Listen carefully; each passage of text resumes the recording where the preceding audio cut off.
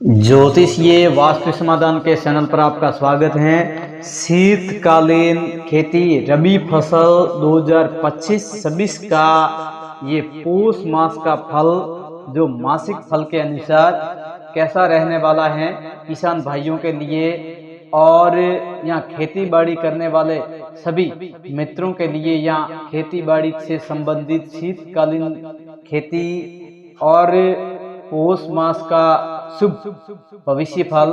यहाँ पौष मास की शुरुआत 5 दिसंबर से शुरू होकर के 3 जनवरी के मध्य यहाँ ग्रहों का योग गोचर के अनुसार एवं पंचांग शाखा के अनुसार कैसा रहने वाला है शीतकालीन का सत्र ये पौष मास के अंदर आप सभी मित्रों से यहाँ एक अनुरोध है। यहाँ पर जो भी यहाँ भविष्य फल दिखाया या दर्शाया जा रहा है ये ग्रहों के आधार पर है, जो संभागीय भूभागों के साथ साथ पूरे क्षेत्र का रहेगा।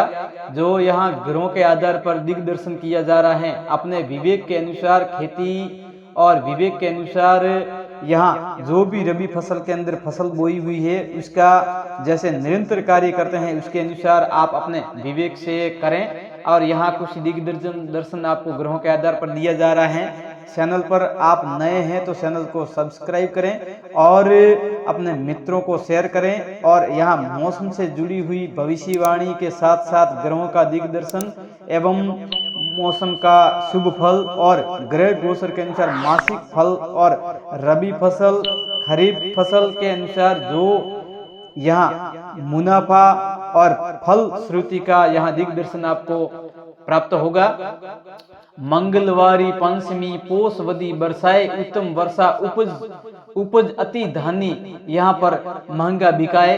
यहाँ पौष मास 10वीं रविवार को वर्षा होने के संकेत बोल रहे हैं और उसके साथ ही तेज हवा शीतकालीन खेती के लिए कुछ यहाँ पर लेकर आ रहा है। जो यहाँ पौष मास में अधड़ आंधी और कुछ बूंदाबांदी भी होने के संकेत मिल रहे हैं। 19 दिसंबर को अमावस्या शुक्रवार ज्येष्ठा नक्षत्र में होने से शीतकालीन खेती रबी फसलों में पैदावार में कुछ हानि करने का यहाँ पर कुछ ऐसा योग बन रहा है। जीरा इसबगोल में सामान्य लेकिन गेहूं के लिए सबसे अच्छा समय रहने वाला है।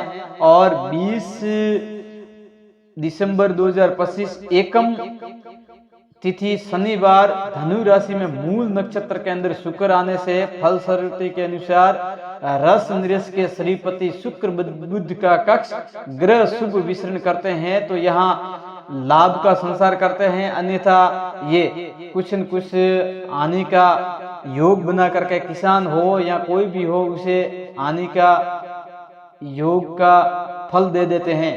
शुक्र श्रीपति के कारक बन करके शनिवार के दिन शुक्र एकम तिथि को 20 दिसंबर 2025 को धनु राशि के मूल नक्षत्र में प्रवेश करने से शीतकालीन रबी फसलों की हानि करने का ये योग बना रहे हैं। खेतीबाड़ी तथा किसान भाइयों के लिए कुछ चिंताजनक स्थिति उत्पन्न करने वाले हैं। इसलिए आपसे अनुरोध है कि यहाँ मौसम को देखते हुए और यहाँ कुछ ऐसे योगों को देखते हुए सावधानी बरतनी आवश्यक है। और जहां तक हो सके जहां आवश्यकता के अनुसार आप खेतीबाड़ी के अंदर लगने वाले वस्तुओं को और खाद बीज के साथ साथ उसके रख रखाव के लिए भी इंतजाम करना आपके लिए हितकर रहेगा।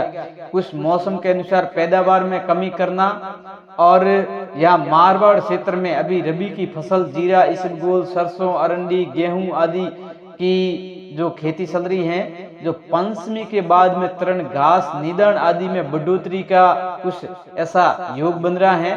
3, 4, 7, 8, 11, 12 और 14 तारीख को कोहरा ठंडा तथा ठंड के साथ साथ शीत लहर का ग्राफ बढ़ जाएगा, जिसके कारण उत्तर भाग के अंदर ओला पाला बूंदाबांदी के साथ में कुछ बारिश का योग रहेगा। और शीत लहर के कारण शीत लहर का प्रकोप भी यहाँ शुरू हो जाएगा।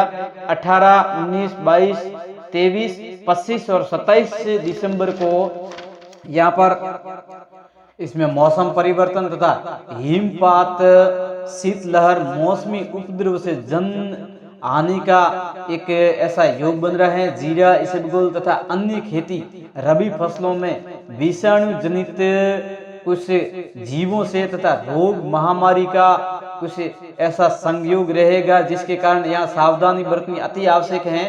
फिर भी शीतलहर के साथ में ठंड की गहरी ठिठुरनी सुबहों की शुरुआत के साथ में फसलों को बल देगी। सावधानी किसानों को अति आवश्यक रखनी पड़ेगी। और यहाँ रबी फसल के अंदर जहाँ जिसकी कम ताकत का जो भी फसल बोई हुई है उनके लिए यह चिंताजनक हो सकता है। शीतलहर के साथ में ठिठुरती हुई सुबहों की शुरुआत के साथ फसलों को बल देने का काम करेगी। सावधानी अति आवश्यक है किसानों को। पौष अमावस्या को मूल नक्षत्र का भोग 32% के तुल्य होने से भावी सुभिक्ष रचना हेतु सामान्य फल का सूचक बन रहा है। वर्ष 2082 विक्रम संवत के अनुसार यहाँ शीतकालीन खेती फसल सीजन 2025-26 का भावी यहाँ भविष्य फल कार्तिक सुदी पूर्णिमा को कर्तिका नक्षत्र का अभाव होने के कारण ये भावी शीतकालीन सीजन के लिए शुभ सूचक योग नहीं बन रहा है, जिसके कारण।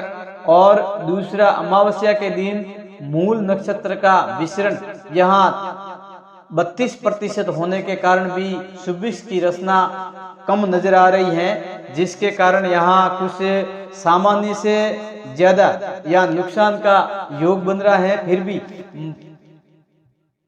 कुछ योगों के संसार से यहाँ सुगंध वस्तूनि शीते रसे से निर्गंध वस्तूनि रसादिकानि क्षीराणि श्रवाणि से कंदमूल फलानि पुष्पाणि बहुनि तानि चित्र वस्त्रादिक सेव शंकम चंदम पूर्वकम अर्गम वर्दी प्रजायत निर्शेषो बुद्धियो आदि।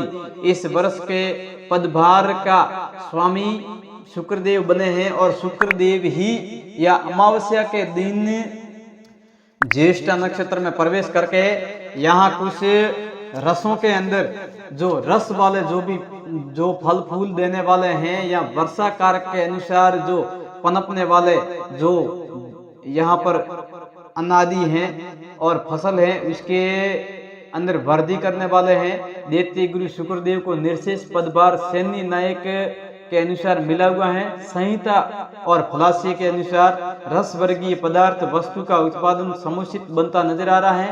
यहाँ सुगंधित तेल का और लाभद शरीकार बन रहा है। और इत्र आदि के अंदर भी गुलाब हो, चंदन, कपूर, केवड़ा, चमेली आदि के पुष्प और कंद पदार्थ अदरक, रतालू, प्याज, आलू, लहसुन और चक्रकंद, अरबी, मूली, गाजर, जमीकंद, ऐसे जो भी अनादि और यहाँ पर जो फसलें यहाँ खेती बाड़ी के अंदर बोए गए हैं उनके अंदर बहुत वृद्धि के योग बना रहे हैं। और गोसर के अनुसार 15 दिसंबर तक यहाँ कृषि और खेती बाड़ी के स्थान पर राहु आकर बैठे हैं और राहु के कारण यहाँ भ्रम उत्पन्न करना, काश में धन दिखाना या जो नहीं मिलने वाली वस्तुओं के पीछे भागने का योग यहाँ राहु आंख मिचौली करता है। 15 दिसंबर के बाद में शनि का गोचर आ जाता है और शनि कृषि क्रम पर आकर बैठते हैं और कृषि क्रम के स्थान पर बैठ करके यहाँ जो फल दे रहे हैं, यदि शनि फलहा भव्य जनित पुष्पम गणस्य द्रुमम छदाहा हिम भये वर तस्करः जंतु भीर्जन गदहो पदहो गद राशि महाकुला। इस गोचर के अनुसार देखा जाए तो ये प्राकृतिक नियामक शनि फलपति बनने से सुकाल से दुष्काल की रचना का योग बनाते हैं। विविध पौधे, वृक्ष, लता आदि, बेल आदि में पुष्प विकास उद्भव का संसार कर सकते हैं। विखंडन, निपात आदि की रचना सहज में बन पावे। हिम, तुषारु प्रपात तथा वायु वेग, विशेष शीत जनित प्रक्रिया एवं ऋतु जनित विषमता के कारण उत्पादन में कुछ न्यूनता उत्पन्न कर रहे हैं और यहाँ पैदावार में भी कमी करते नजर आ रहे हैं। विविध फल फूलों के व्यापार व्यवसाय में तेजी का गतिक्रम सहज में बन पाने का योग बना रहे हैं और यहाँ पर जो बने बनाए कार्य को बिना किसी मेहनत के जो कार्य कर रहे हैं उनके लिए ये अच्छा योग बना करके उनके अंदर भी कुछ बिखेरापन कर रहे हैं। तस्कर शौरी कर्मशील प्रधान वर्ग आदि से भी जनमानस तथा जीवनीय सुख संतोष की रचना में कुछ न्यूनता बनती नजर आ रही है। चैनल को अपने मित्रों के साथ में शेयर जरूर करें। यहाँ जानकारी से आपको यहाँ अवगत भी कराया जाएगा। यहाँ जो इस भविष्य का योग दिखा रहा है और जैसा इस मासिक फल के अनुसार ग्रहों का फल है वैसा ही आपको दिग्दर्शन कराया जा रहा है।